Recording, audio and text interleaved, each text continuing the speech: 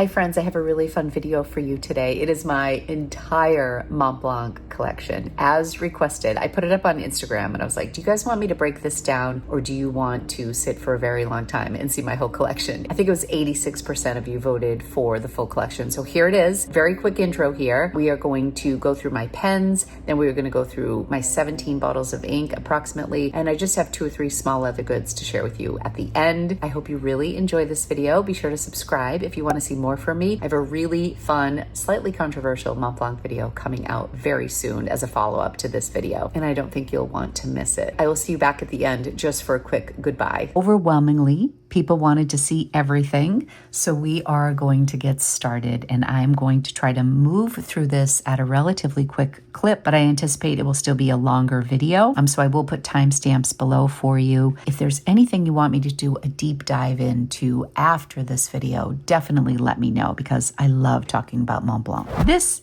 is something I just got. I walked through the boutique recently in Boston and I grabbed a few of their postcards. I did want to say that Montblanc offers writing journaling sessions. They're usually held on Wednesdays with calligraphers and they're online. You can register for them for free. You don't have to own a Montblanc pen. I think it's a really wonderful option that I wanted to remind everybody of before we got started here. But these are really cute little Montblanc postcards that they have at the front of the store. I went in to see the Wes Anderson pen on display and I grabbed these while I was there. As expensive as Montblanc can be, you can get free postcards if you visit the store, and you can also take free classes online. Okay, I'm going to show you really quickly a glimpse of my entire collection, and then I'm going to take them away and show you one by one. I decided that I was going to show them to you in order of when I purchased them, that I can best remember, and then we will go from there. And I'm also going to tell you at the end of this video which pen I think is the best choice if you were to just buy one Montblanc. And I'm a little bit torn, but why don't we jump right into it? Okay, I've turned my light on here just to see a little bit more detail on this particular pen. I think I only purchased 3 of these new, and I have 1, 2, 3, 4, 5, 6, 7, 8 pens,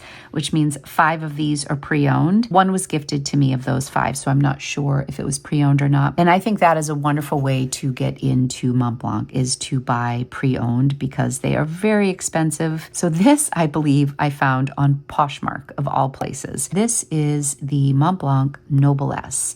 Definitely leans towards a more feminine style and a very thin body. If you like chunkier pens, I'm not sure if this one will be for you, but this is lovely. And one of the reasons I really like this pen is because it fits in a lot of journals that have a small pen holder. Many of these pen holders are just too narrow for most fountain pens. This was always a real pro for me. You can also find this in many places for under $150. I had this worked on very lightly at the Fountain Pen Hospital back in 2022 or early 2023. And the gentleman who looked at this thought it was a 14 karat gold nib, but it does not indicate 14 karat gold anywhere on here. I bought this without the converter for Montblanc. So this is really beautiful. I will give you a writing sample. This kind of makes a little whistling sound. I'm not sure if you can hear that. The other thing about Montblanc, if you're unfamiliar, is they often don't, I don't know if they ever, put the size nib on the nib, which is so frustrating. I would say that this is a fine or a medium. This is a really beautiful writer. It has some bounce to it. It has some line variation, some thicker strokes on the way down. You can definitely get some line variation out of this. And I think the ink that I have in here is Cool Gray. We are going to go over all the inks. I think I have 17 inks, which is why we need to go fast. This was my very first one. I bought this pre-owned. This also has the Montblanc star on the bottom and on the top finial, which I think is really interesting. And this is definitely a little beat up. You can see a lot of the nicks in here.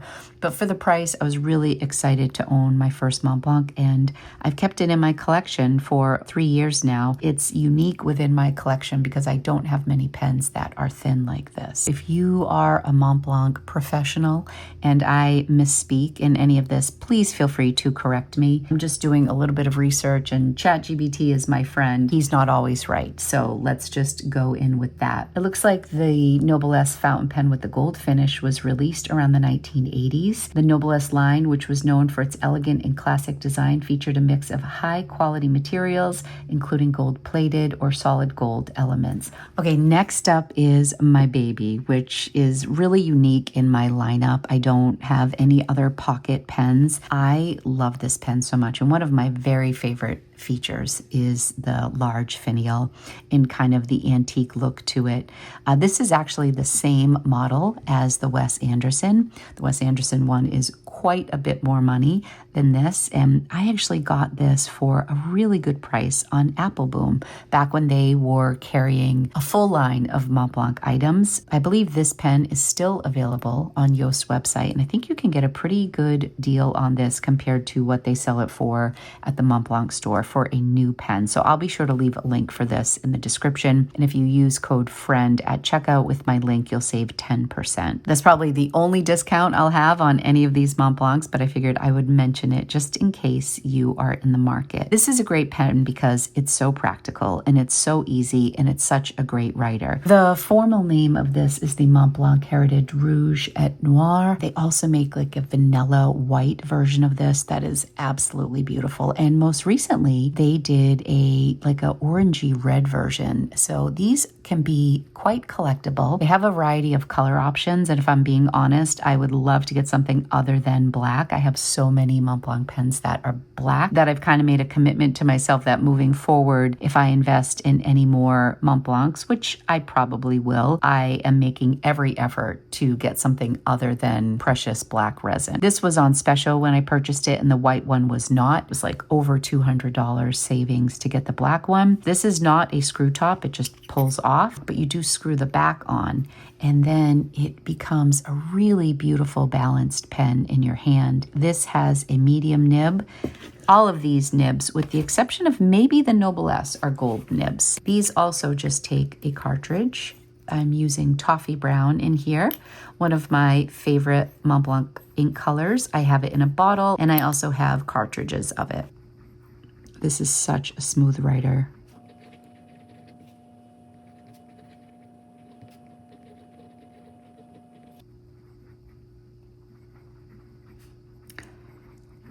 Because this is so small, I don't even think that a full-size converter would fit in here. So you are limited to using cartridges. So this pen has been coming around town with me because I use it in my Louise Carmen Ernest notebook, and this fits perfectly in here. So I actually had to pull this out of what is now my wallet to include in this video because it looks so nice in here with the red. I love how portable this is. I don't baby my baby because I just feel like it's a pretty durable pen. I'll talk about the ones that I do baby a bit.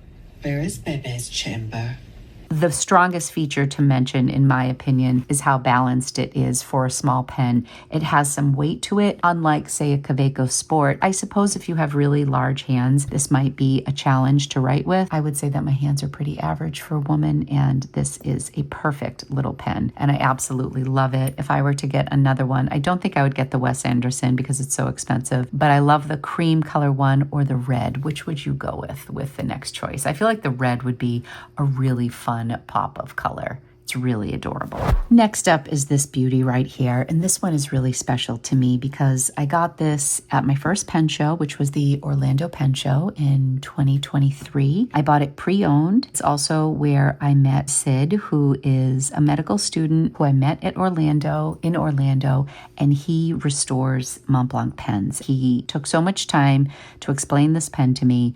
I knew if I were to get a Montblanc 149, it was going to be pre-owned, and I was really nervous to buy one online because even at the pre-owned price, you can get for about 50% off retail. It's still an investment, and I wanted to test it out because it is a large pen. It is Montblanc's flagship pen. It is a piston fill. These nibs are just gorgeous, and just for comparison, I will show you this nib next to the baby. It is really crazy.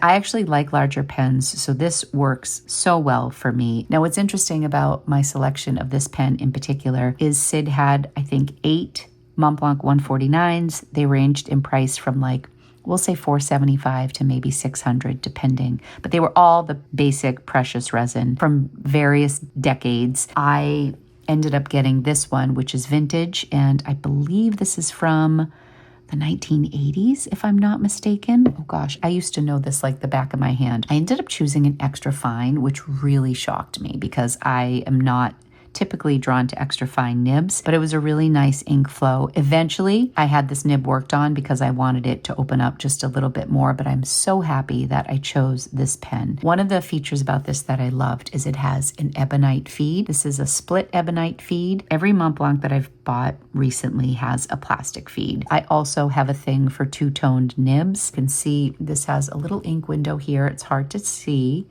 but it is there and it is pretty subtle. So the serial number for your Montblanc pen is on the cap band here. So you can enter this serial number and get information about that online. Of course, it has the classic star. When people think of Montblanc, this is what many people think of, the 149. And I absolutely love this size, so much so that I bought another one, which we will talk about in a minute.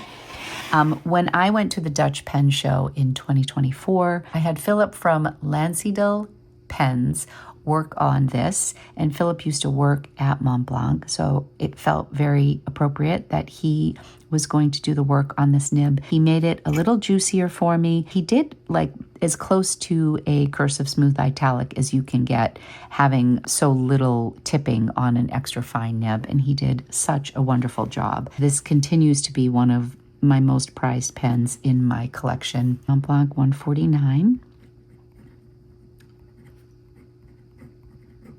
And see how juicy it is now? It's so nice.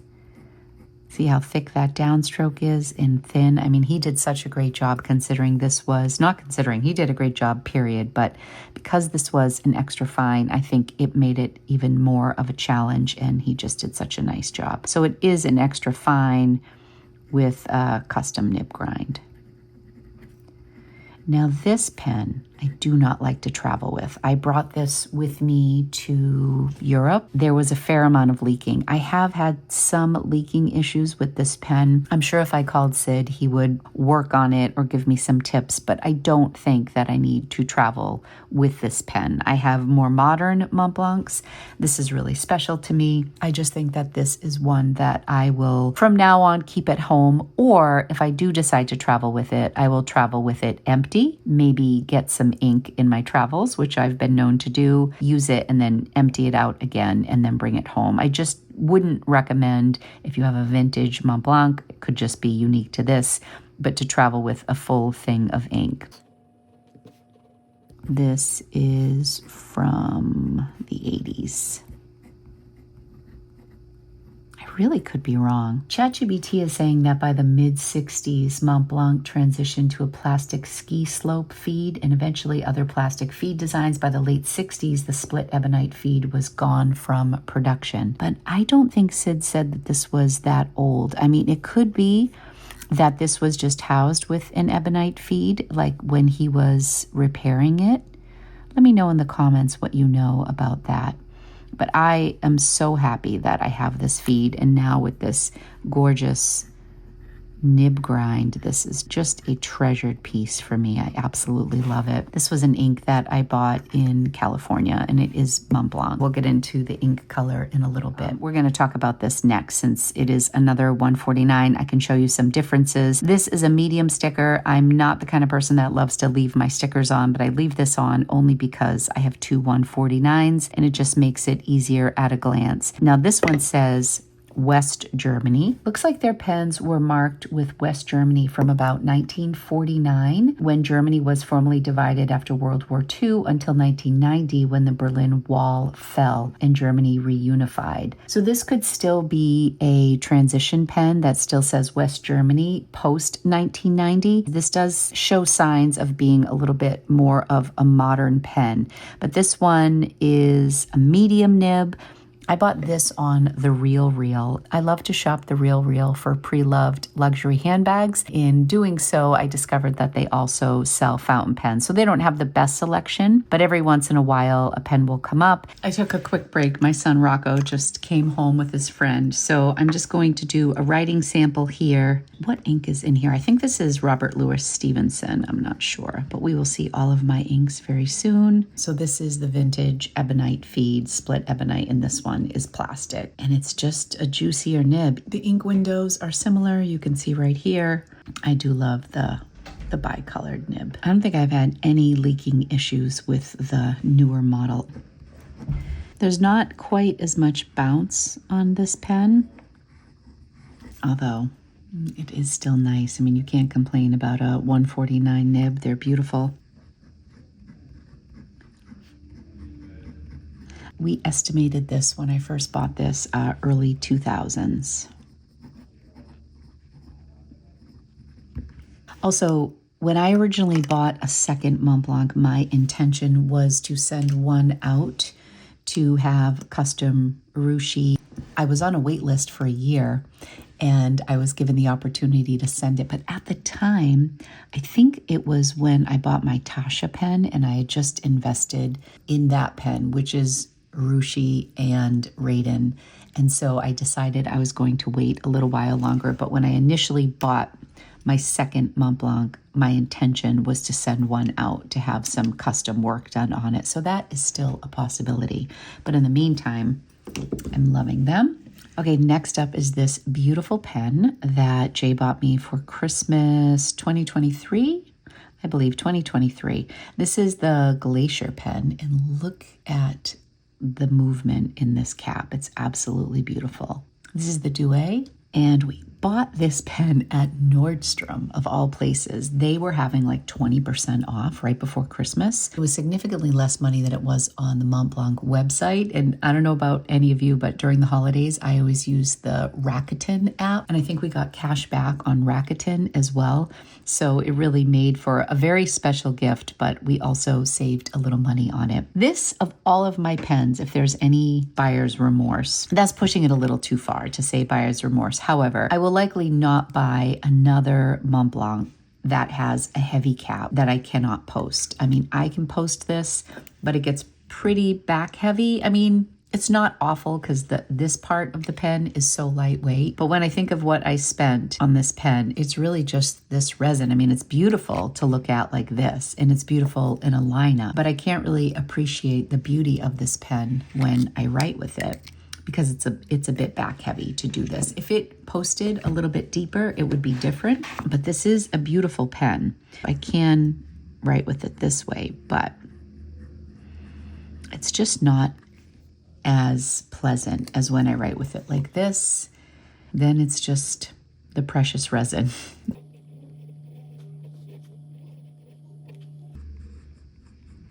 I think this ink is also by the same name. As far as the nibs go, it's always a very nice experience. So my Bebe nib is flat, more like the Noblesse. You can see the difference in these nibs here.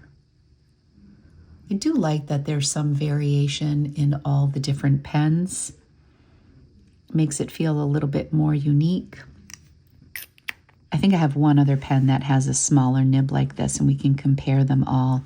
Next up is very precious to me. This is one that I baby. This was the only pen I ever purchased in a boutique. Got it for my 51st birthday, and that is the Jane Austen pen from the Writer series. This is a very beautiful pen. When you take the cap off of this, it does become like a good everyday writer style.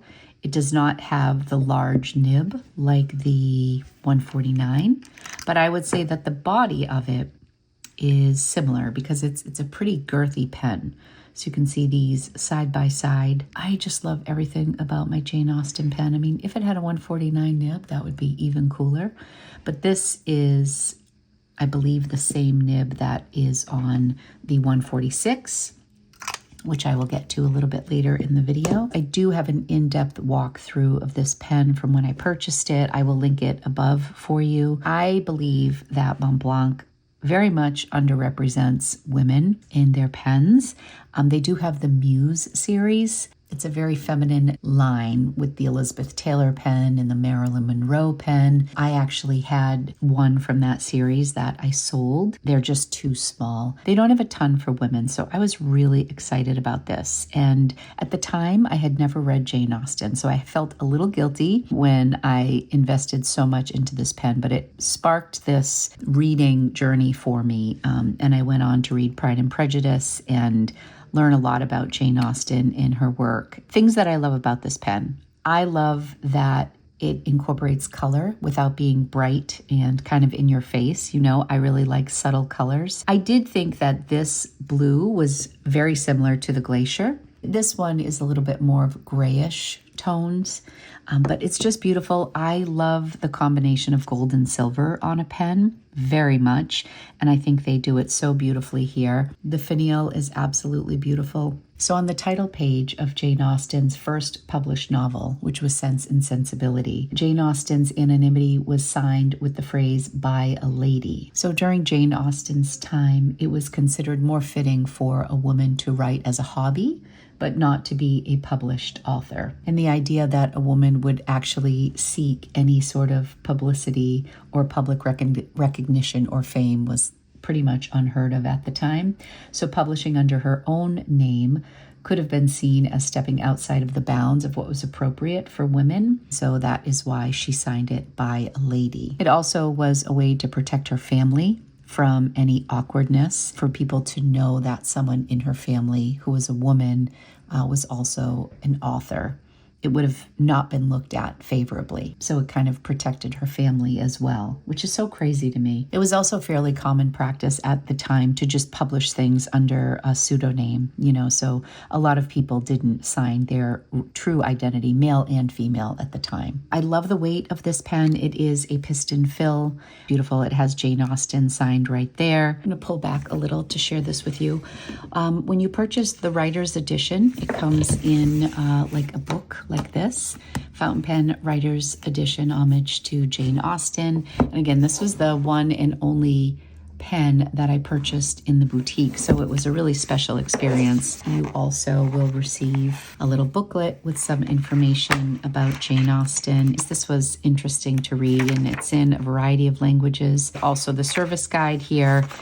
It has the limited edition number here in the back, and I bought it July 8th, 2024, the day before my birthday. And then over here is where the pen was in this box. So it has not been in this box since I purchased it because I very much use my pens. I don't use it as an everyday pen. This is another one that I don't really travel with on a plane. I mean, I will take it back and forth with me to Boston or throw it in one of my protective cases and, you know, take it on the go. But typically this stays at home and I really enjoy writing with this. I do love the Writer's Edition and I would love to add a few more to my collection. Agatha Christie is definitely on my radar as well, but that is a retired style, so that would be something I would have to get on the secondhand market, and it's very expensive, so I would have to wait for a good deal to get that. And I love the Jane Austen ink, which is in here. It's kind of like a chameleon ink, and it's really wonderful.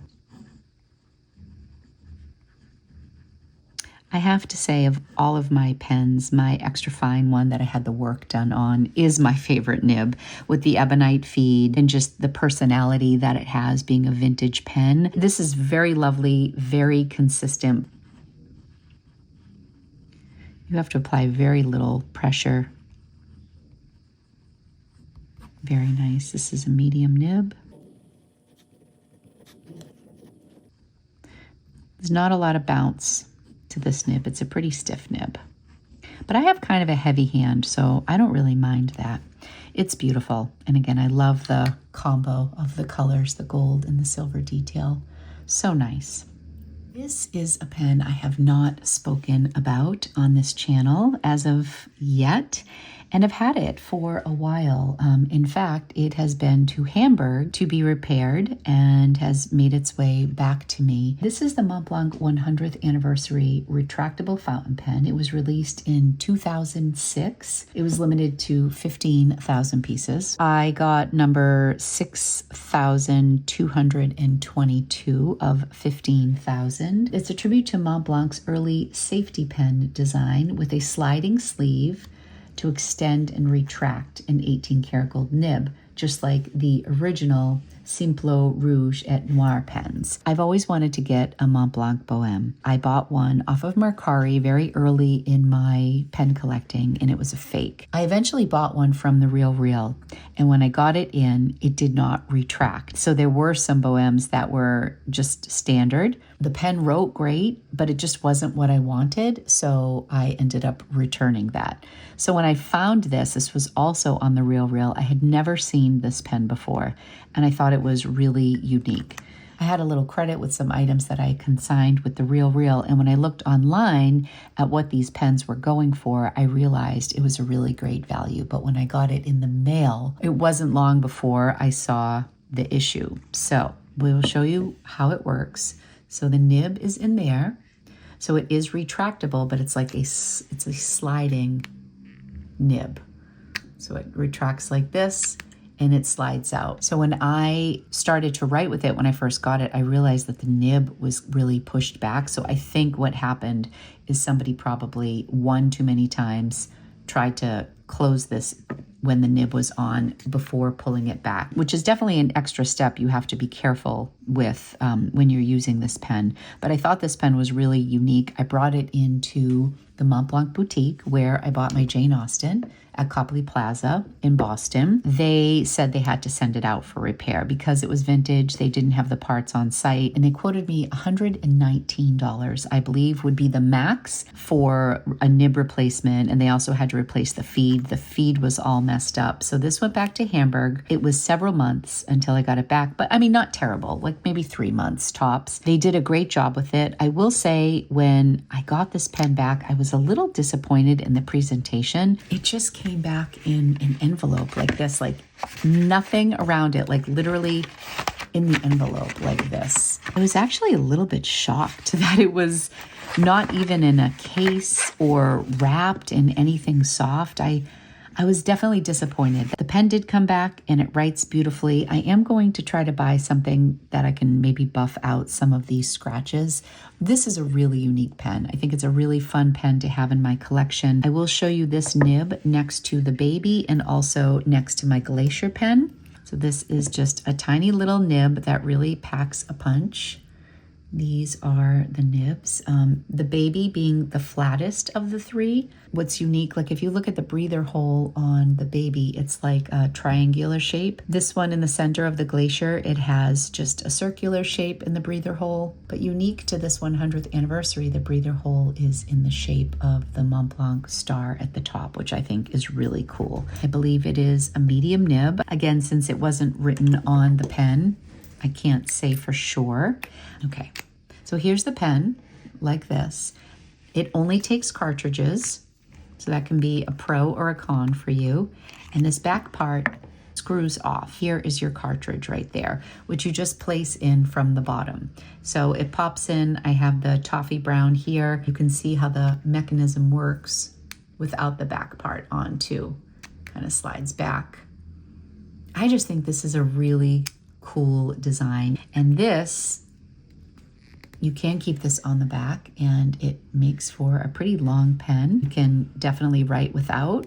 I think I kind of like writing with this posted.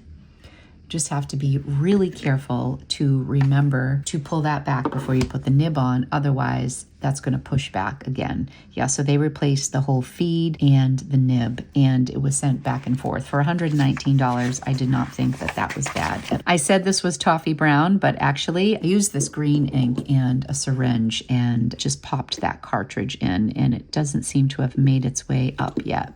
Sometimes with this pen, I worry my cartridge doesn't pop in, you know? I think it's popped in there because it comes down like this. So here's the cartridge. And I've reused this cartridge many times. And then you slide it in, but then you kind of, okay. Because it wasn't a new cartridge, I didn't hear that like pop sound. So it is possible that I just didn't have it loaded in. Some might say this is a bit of a finicky pen, but that's kind of the fun of it at times. Very juicy nib.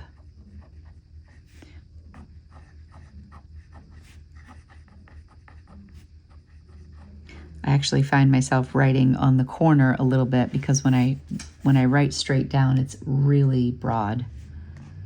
Let me see. Yeah, this writes very broad.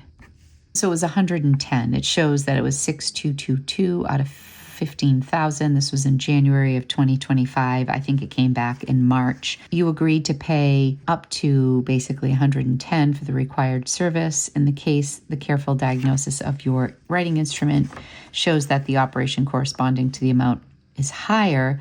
We will, of course, provide you a duly prepared estimate in order to guarantee service excellence, but it didn't go over that. The price shown includes, if applicable, the removal by us of any components that are replaced, which shall become our property from the time of their replacement. By accepting the quotation, you irrevocably waive any right to the return of these components. And it looks like there was some black ink in here because the green isn't really coming through so much. And here's my medium.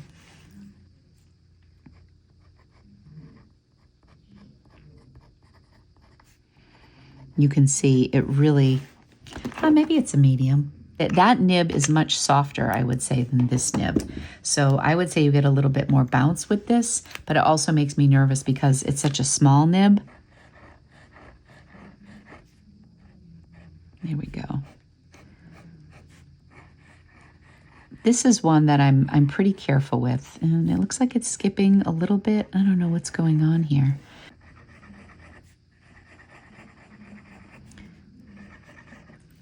Yeah, so I do think this is a really unique pen, but it is a little finicky. And if there ever came a time for me to sell this pen at a profit, which it looks like I could given some of the comps on this, I would let go of this pen to get another pen in my collection. Like if I had the chance to like get Agatha Christie. Yeah, why is this so dry? I don't know what's going on here. Let's see if we go like this and just keep it turned this way and let that ink hop in. I'm just wondering if the ink cartridge is not getting all the way down there. What are your thoughts on this nib? Now for my final pen. This was a gift this year for my birthday. I got Jane Austen last year. I got this quite unexpectedly this year for my birthday. It was given to me by my best friend. She has an uncle who is a collector of mostly watches, but also has dabbled in pens, knew I was a collector, and gave it to my friend to give to me. He didn't even realize it was days before my birthday. They got together on the 4th of July. My birthday is July 9th. I was completely blown away. I still wish I had a recording of my reaction when I opened this pen. I also did a little video on this in like a catch-up video. I don't think I have a standalone video for this, but I basically was saying how my friend dabbles a little bit in fountain pens. She has some Jinhao 10s and she enjoys it, but she's not crazy like me. So when I opened the box and saw that it was a pen-shaped box, I assumed it was maybe an Asvine or a Kaweco. I about fell over when I opened this 146 that was like brand new from my friend. And also some features, which by now you know, it's got the two-tone nib, which I was so excited about. Plus it had the gold trim. They also make the 146 in the silver tone trim, which wouldn't be bad for my collection because both of my 149s have the gold trim, but I am partial to the gold trim. I am so in love with this pen. So here is the 149 next to the 146. And here's my Jane Austen here. So it's actually the same size nib as the 146. So one other pen I want to talk about, it's the only non-Montblanc you're going to hear about in this video, that is Esterbrook. This is the Esterbrook SD in like the ebony black. I would say that The 146 is very similar to the Esterbrook SD in size and in shape. So we will look at them uncapped. If you are somebody who's debating on whether or not to get a Montblanc, you can really test the waters for the shape with an Esterbrook SD. Now the Esterbrook has a number 6 Yovo nib, which actually looks a little bit larger. The threading is a little bit deeper on the Esterbrook than on the Montblanc 146. The Esterbrook doesn't really post well because it's got the spring loaded cap, so it kind of bounces back. So I wouldn't really recommend posting either, but this is pretty comfortable, the Montblanc. I would post the Montblanc before I would post the Esterbrook. I would say that the 146 is probably a pen that would work for everybody. I do love my 149 and I love my Jane Austen, which are both like much chunkier, beefy pens, but I also love my Scribos and my Visconti Homo Sapiens. I love Leonardo Momento Zero Grande, so I tend to like a lot of the larger pens. But I would say for the average person, the 146 is just really like the Goldilocks of the Montblanc collection and the Meisterstück collection. I'll get rid of this now.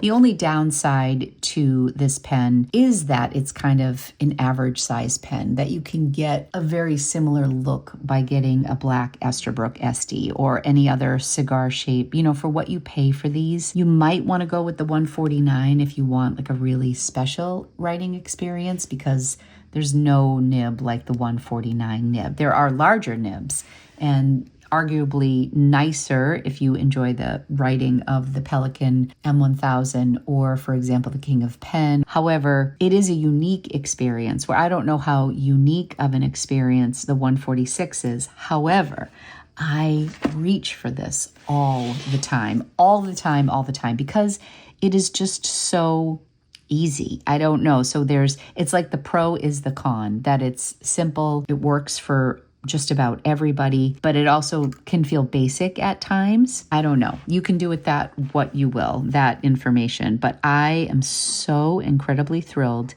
to have this in my collection. This is also referred to as Le Grand. Is there an E at the end of that? No, there is no E. My bad. This is phenomenal. And again, I left the medium on. That seems to be my nib of choice when it comes to Montblanc. This is something that I would 100% have some nib work done on, because that would make it a little bit more unique. Maybe get a cursive smooth italic, something fun like that, or an architect nib.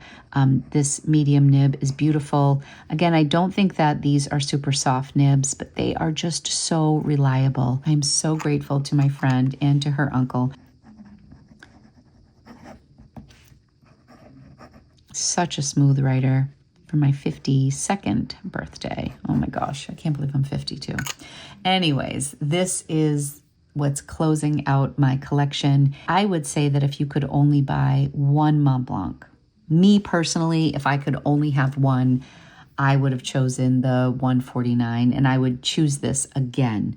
But if you don't like larger pens, or if you want something that's more like an everyday writer, although I could easily use this every single day to write. I don't know if you would maybe not like kind of the girthiness of the grip section here, but I think that the 149 is unique enough that that would set this apart from any other pen in the series. Now, you can obviously get different versions of the 149 in, something other than the basic precious resin. It's just so classic. It's hard to choose the Le Grand over the 149. The Le Grand might be your option if you just want a very standard pen that's also a statement piece and a classic and will last you a lifetime. So you can't go wrong, I think, with either of these two pens if you were to pick just one Montblanc. So the Noblesse is pre-owned. The two Montblanc 149s were pre-owned. The 100 anniversary pen from 2006 was also pre-owned. This was technically pre-owned, but it was gifted to me, and I think it was new or used very lightly. So the new pieces that I bought were the Baby,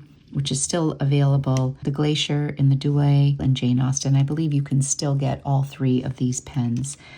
I would say my most prized piece in this collection is my Jane Austen. My best writer is the 149. with the custom nib grind and the extra fine with the ebonite feed. I think the most bang for your buck is the Bebe. It's very balanced. It's a beautiful writer. One that I would sell is probably this guy if the inking doesn't shape up. However, this is very unique and no longer available. I love how this one writes, but I don't know that I will ever get another pen that has the heavy metal cap with the resin body. And yeah, you can't go wrong with the 149 and the 146. So that is it for the pens. Let me know which one you like the most. So this is going to be a good time for you to take a stretch, maybe go refill your drink, grab a notebook if you want to journal along with me, and we are going to dive into my Montblanc inks. And then at the very end of the video, I'm going to share with you some of my small leather goods. Let's roll our sleeves up and get ready to dive into some ink. I don't have boxes for every one of my inks, so I'm going to break them down and show them to you as far as like groupings go. So for example, this is my Meisterstück Origin collection that I have the green, the blue, and the coral for. I'm not sure if you remember, but the green one, I believe I bought it in California. I put it through the wash. I have a reel on it. It was really hysterical. Like, it had a good ending. I got very lucky because it was in a box, in a plastic bag, in a zip pouch, and then bagged again. I accidentally threw it in the wash when I got home from California. So the box was lost, but the ink did not destroy my wash, which is a good thing. We will talk about these. I also have some basic inks that I will share with you. I will share probably my 2 rarest inks for the end of this video. I was very tempted to just go through with a black ink and write everything out before I did the swatch, but I wanted you to be able to see it written out. It's important to me to see what a pen actually looks like in writing form and not just a swatch, because sometimes they tell a different story. Here is what the box looks like for the coral, Meisterstück, the Origin collection in coral. Most of these inks cost $40. My biggest gripe with Montblanc, this one actually says coral, but it doesn't actually give you the specifics of what ink it is on the bottle, which drives me absolutely crazy. Like this one, for example, is the green one, and it just says Vert. I mean, there's nothing on here that would indicate that this is the Meisterstück Origin collection in green. Nothing. Definitely hold on to your boxes if you can. When I first started, I did not hold on to my boxes, and now in hindsight, I realize the importance to keeping them. These inks are different. This traditional style one, these are a little less expensive. They say the ink on them.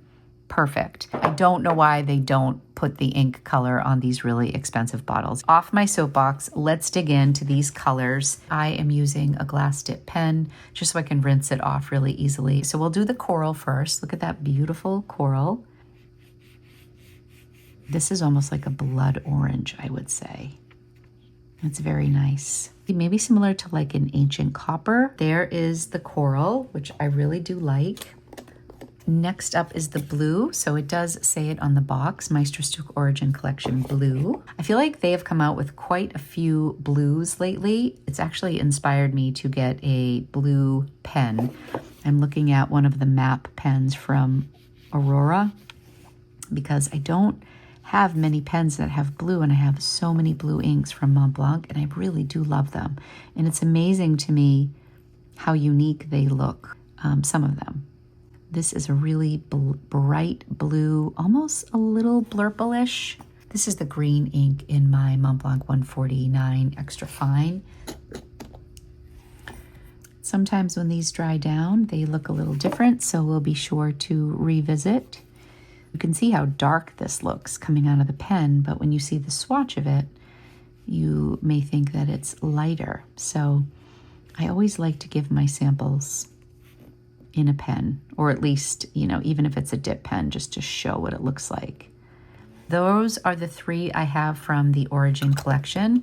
Very basic, with a little variation, a little off the beaten path, but not too far. I tried to do a red and a few more blues just so we could compare a lot of the same color family on one page. My Glacier Blue is one of the inks I also do not have a box for. This is one of my favorites. It's also one that I had before I really started collecting these inks, so I used a lot of it. And I'm noticing it's not available anymore. So I see that this is definitely creeping up in price on the secondhand market. And I spilled some ink over here, so if you see a little correction tape in my corner here, that is why. But I love this blue, love it. It's not as bright, so it's more in my wheelhouse and the comfort blues that I love. But yeah, this is really a special ink. I mean, this is 50 mils and I've probably used just about a third of it. Now that I know it's not available, I need to be careful with it. You can see in this little corner right here where my correction tape was. These two blues are also very nice. This Origin collection blue is really bright, not my typical, but these three that I'm showing you, I like very much. So now let's move on to Star Walker Space Blue. This is a relatively new ink in my collection. This is what is so interesting about Montblanc, in my opinion, is they do a variety of blues, quote unquote, but then there's a lot of variation. I feel like they could get a little bit more creative with the naming of their inks, because just to say blue doesn't really say much when you see how different they are. Like that is like a purple to me, and I'm not sad about it. It's really pretty. This one just says blue. I'm sure there's some sort of a number on there. That's probably a specific number that could help me identify it. This is the Olympic Heritage Blue. I know you can get Montblanc ink on Cult Pens, and I do believe your discount will apply. I can try to leave some links for anything that will save you a little bit of money with Montblanc. I think I have a 10% coupon with Cult. Been a while since I've ordered from them. And I also think that Apple Boom still has some inks available. Now I have a sample of this Olympic Heritage Blue.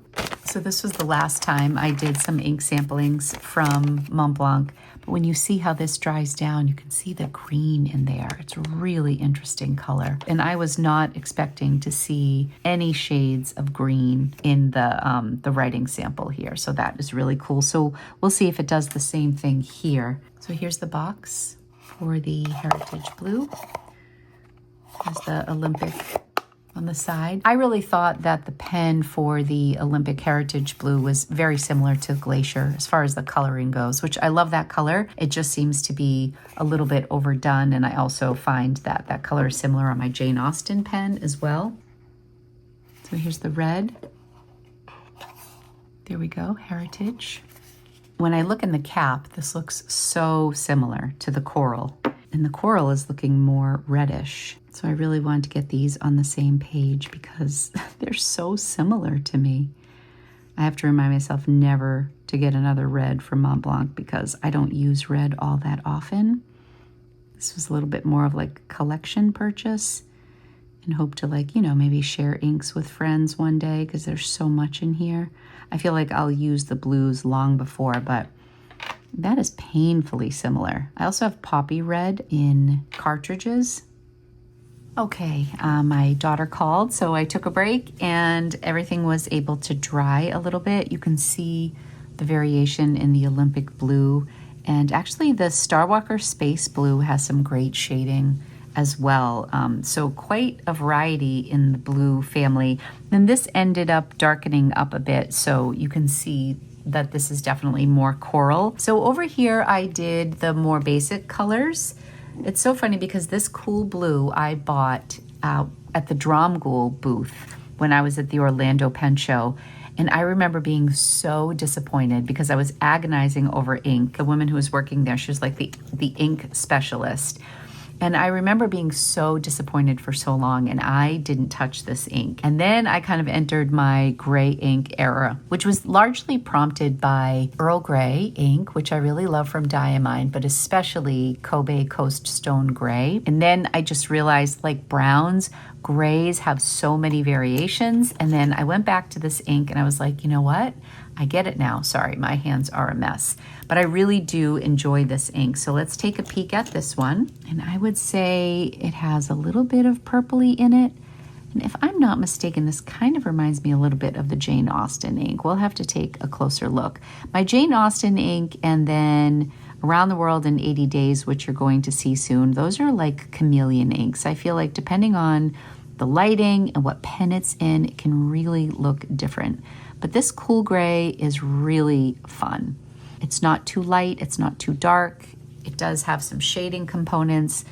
I have to say the woman did not steer me wrong at Dromgoole's. I just was not ready for it at the time. And I realize that now. But that should still be available. And then here is Toffee Brown, which was like one of my very first loves. So when I first bought the Noblesse, I bought the Toffee Brown cartridges and I bought the Corn Poppy Red.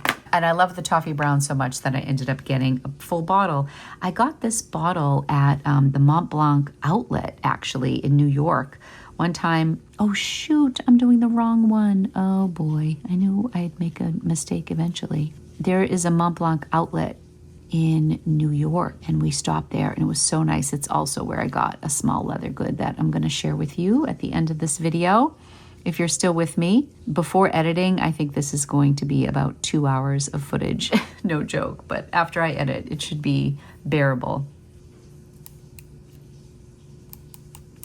Okay, so those are from like their basic line. Even if you put them up against these like fancier names from different collections, I think these are two really solid colors that I arguably use more than a lot of these specialty inks. So unless there's a really special red, I will not be buying any more reds. We are going to test this. So what I did, I put Around the World in 80 Days. Since I only have the cartridge version here, I really love this ink. It's one of my favorites. In fact, I believe this was on my list of top 10 or 20 inks to use for everyday writing. I love this ink, and I have a full bottle of it, but it's at my condo in Boston. I re-inked my baby. I took the Toffee Brown out. You can see it's much broader of a writer than my glass dip pen. And I believe there is still enough ink in here to get the sample out. Let's see, I don't want it to splatter all over me. This is just a blunt syringe that I can't believe I just did that. Oh boy. Okay, this is why I can't be a perfectionist. It's just not in my DNA. Look what I just did. Look at this mess. I'm so upset right now. This did not go as planned. We are just gonna roll with it. So now I'm gonna end up having to get more out this way. I should have done this the first time. Now I really want you to see the ink since it made such a mess here. Oh my goodness. And it looks like there was some water mixed in there too. What a disaster. I feel like this is like a grayish green. That should be plenty. Let's spread this joy around here. Over our correction tape, we have all the splatter. Oh my goodness. I think it's interesting that this is right near cool gray, but I'm going to try to lift a little bit off in sections. Let's let that dry. I think it's interesting that it just happened to be next to cool gray because I'm seeing some similarities there. But let's wait until it dries down, and we are going to sample the newest Around the World in 80 Days in coal blue. This is a fun color. This is a recent one. I feel like they came out with a bunch of new inks recently. So let's see what this one looks like. A lot of these really do change when they dry, so we're gonna see how this looks. One thing I do like about Montblanc inks, or at least the ones that I have selected here, they're all very legible. You put them in a pen and they write, they're consistent, they behave, it's good quality. You're gonna get some variation. There are some shading components. It's kind of cool. I'm gonna lift this side so we can compare that. So this almost presents like more of a, like a charcoal. That's why it's called coal blue. Well, at least that's named well. Okay, next round, ready to go. Let's first take a peek at these colors, which have dried nicely. The cool gray definitely has some green in there that I see, almost like golden. And Around the World in 80 Days, despite its mess, I hope you can see. And then this one, Around the World in 80 Days coal blue, they're just really solid everyday inks. This whole row is so wonderful. If you want an ink that is not black, but it's, you know, professional and consistent, you can't go wrong with these. And I love that when you do a swatch, you get some variation. There's always something going on, which I really appreciate. We're gonna come over to this section where we have some of the writer's editions and the great characters. These are some fun colors, a little off the beaten path from where we've been. I just noticed that on my Robert Louis Stevenson, which is one of the most unique colors in my lineup, I'm a little concerned about what I'm seeing on the top of this. It's getting like really crusty around the cap, so I'm gonna have to clean this up. Okay, I had a visitor. Rocco was trying to convince me to go do a workout with him, and I think he got Jay to do it because I was in the middle of this. Okay, I'm gonna clean around here. I don't know It looks like there's some weird buildup. So I'm just gonna take this very delicate wipe. Yeah, look at all that. I don't know what is going on here, but I feel like I should really secure this lid a little bit better. Yeah, it looks like there's some evaporation happening here. There's no fragrance in this wipe. Wow, that's crazy. It stresses me out a little bit. We've cleaned that. So there's yellows, there's golds, there's oranges. All right, I'm gonna clean the inside of this too. Yuck. This is one of my older inks too. This one and Glacier are two of my oldest. So let's just see how the ink looks here. The ink seems fine. But I really like this. You can see this is quite a standout in the lineup of inks here that are a little bit more basic. I really like this ink. I want to make sure it stays in good shape. Okay, so we'll leave that there. I still have plenty in here, but something's going on there. And the Robert Louis Stevenson box is pretty cool. Homage to Robert Louis Stevenson and Brown. I notice they always assign a color. It also has a skull and crossbones there. Super cool. Love this color.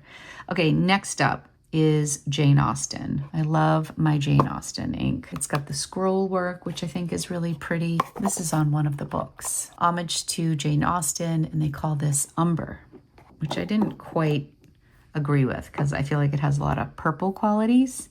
You know, when you see the pen, it's like a grayish blue, and then you see the ink and it looks purple. But then somehow when it dries, it really works with the pen. But I remember when I first swatched this ink, I was quite surprised at the color. See, I feel like since I have artificial light here, you get quite a glare. Let me see if I can turn off. Let me just see if I do this. Yeah, it's getting a little dark out now that you kind of need the light. I so prefer natural lighting, but as it dries down, it should get better. I literally have to put each ink away after using it. That's why I've done this in little chunks, because otherwise I have so many inks I will get too confused. Next up is Great Gatsby, and this is a cool one. Even though I'm not like a big teal ink person, I just like the uniqueness of this. And I thought the packaging was great with the Art Deco look. Just so cool. I really, really loved this. And this is considered green.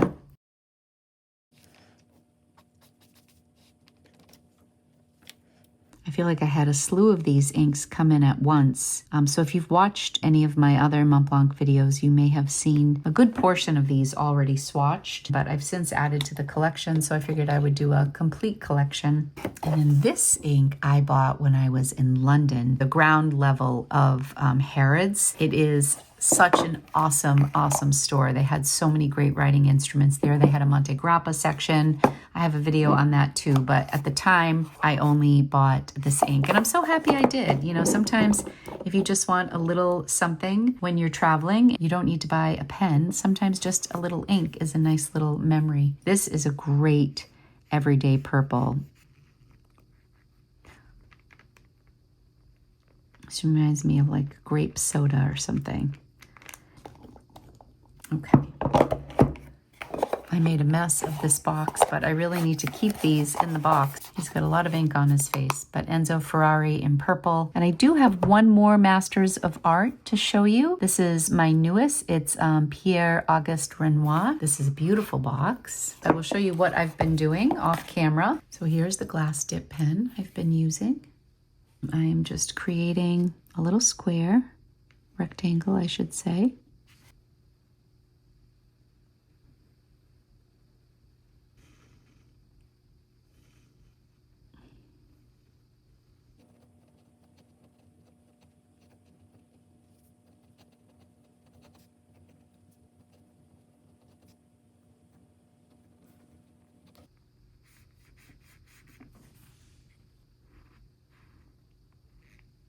I do think that Montblanc inks are pretty expensive, but they are fun. I love the bottles. The ones that are a limited run, when they're not available anymore, they skyrocket in price, which is just so discouraging. And they've also been known to like recycle some inks and call them different names. But I mean, if I look at this spread, while there are some similarities, each one does have its own unique style. My Jane Austen is looking like it's got like some bronze shimmer in it, which I've never seen before. At the bottom there, it's so bizarre to me. I'm wondering if there's some evaporation taking place in a couple of these inks, and that's accounting for why they look so different. I have two more that I would like to feature, and these are my most rare inks. And one is Montblanc Swan Illusion, and the other is Carlo Collodi ink. And I purchased this one for like $12 or $15 at an estate sale. They had a ton of Montblanc items. I got there at the very end of the day. They were completely wiped out, but they had this ink. When I got home, I realized how special it was. This is a great color. This is what was in my Legrand 146. And this Swan Illusion, I really, really love. All the inks, the Swan Illusion is the least legible. I was just complimenting Montblanc for the fact that all of their inks are quite legible. This is really borderline a little too light. So I only like to put this in broad nibs, but I love the color of it. We'll let these dry a little bit more, and then we'll take a look at everything in the natural sun. I also noticed on the Swan Illusion box, this was marked down to $28, but I think I paid $50 or $60 for this on eBay. So that was more expensive. And this is just a cool bottle, June 16. I feel like I'm eating my words here because Swan Illusion looks perfectly legible. In fact, it's fantastic. I haven't pulled this out in a while because I feel like the last time I used it, it was very light. We'll see that looks very light. I really do love it. Let me know if you have any inks that you use, like that you've tried to match. I know if you go to Mountain of Inks, they will show you similar swatches. So like if you went there and saw their Swan Illusion sample, they have alternatives to that particular color. And I'm very happy I bought it when I did because I feel like this price just keeps going up. I really wish Montblanc would put their ink colors on their bottles. This is like a orangey color, which is really cool. It looks so pretty in my 146 Legrand. It's such a nice shading, dark orangey pumpkin color. It's awesome. I think what I'll do is I'll put a couple samples up on the board. I'll take screenshots and get a shot of what royal blue looks like and corn poppy red. I just have a few, and these I haven't opened yet. So let's go look at these in natural light. This looks good. So there's Robert Louis Stevenson. That Jane Austen is looking way darker than it typically presents. Great Gatsby, Enzo Ferrari. That Renoir is looking very pretty. Swan Illusion and Carlo Collodi are still drying. Toffee Brown, Cool Gray, Around the World in 80 Days, and Coal Blue, The Mess I Made. Back up here with Origin Collection Green. Maestristic Origin Collection Blue and Coral. I love that Olympic Blue. Love that one. Olympic Heritage Red, Starwalker Space Blue, Glacier Blue. I think I am all set with blues for a while. So many inks, puppy. So many inks, huh?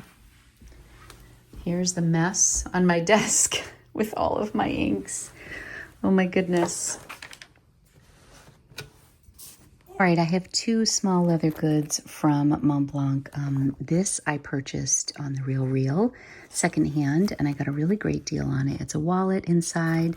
Sorry, the light is shining in. Let me come over here. Yeah, that's better. And it has this little pouch here in the front that fits my AirPods really nicely. So I love this when I'm on the go or if I'm like working at a cafe. And then in here, you know, I can fit a pen, I can fit a small notebook. So this was working great as my wallet until I got my Louise Carmen notebook, and that this has been replaced by my Louise Carmen. So now this is kind of more as needed. It's been in the drawer for a bit, but I use this probably for 6 months every day for my wallet. And it's a real classic, and I got it for a great deal. This is a little pouch that I bought at the outlet when I actually bought the Toffee Brown bottle. And again, this was a great deal. Inside, I have a little Rickshaw Rose pen sleeve because there's not a specific spot for a pen, so I keep the sleeve in here. So if I do take this on the go quickly, I can just throw a pen in here. This is really lovely. It's great for a night out. It doesn't have to have anything to do with pens. It's a cute little red clutch. So I thought it was a beautiful addition to my collection. Now I think I need a red Montblanc pen. You survived. I hope you really enjoyed it. That was my full collection Montblanc video, right, Lumpy? I hope you had fun. Do you have a favorite? Do you have any Montblanc pens in your collection? And if so, which is your favorite? What is your favorite Montblanc ink? I love all the chatter in the comments. I'll see you very soon in another video, and I have a really fun, interesting Montblanc video coming up in about a week or two at the most. Stay tuned, friends, and have a wonderful day. Bye.